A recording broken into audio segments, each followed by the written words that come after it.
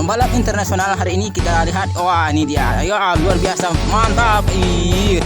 Sekarang kita lihat bagaimana pertunjukannya yang luar biasa ini. Yang siapa mengejar? Ya, di belakang lagi. Ini dia. Terkejar oleh ini ya, subhanallah.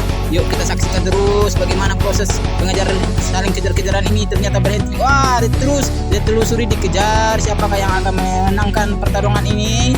Yang insya Allah akan kita kasih hadiahnya 1 miliar, hanya dalam bentuk uang tidak tunai. Yuk terus kejar-kejar. Mana pemenangnya? Mana yang akan dikejar nih? Nggak kelihatan orangnya, terlalu jauh, tertinggal dari tempat yang semestinya dikejar. Ternyata tidak kelihatan dari jarak jauh.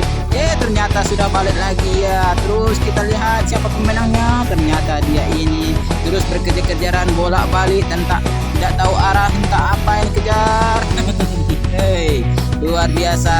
Inilah yang mesti kita renungkan, bagaimana proses kejar-kejaran antar pembalap yang insya Allah bentar lagi akan mencoba pertarungan yang luar biasa di tanjakan yang sungguh-sungguh tanjakan tertinggi di dunia, Himalaya. Ya, ini dia kampung durian sejati ya. Aduh, dari jarak jauh kita lihat lagi. Masih kejar-kejaran luar biasa. Kejar-kejarannya. Aduh. Mantap. Senang apa ini? Ya, luar biasa kejar-kejarannya. Kok balik lagi ini? Ternyata ini sekedar belajar cerita. Tertipu saya.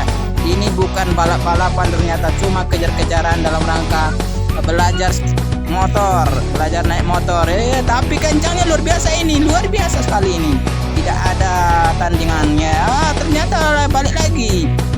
Inilah yang dicari-cari tadi. Ternyata inilah pemenang sesungguhnya, memenangkan pertarungan yang dahsyat di Gunung Himalaya yang penuh dengan tanjakan. Dahsyat sekali. Di samping itu juga ada yang menonton yang ketakutan dengan bunyi motornya. Allah Akbar.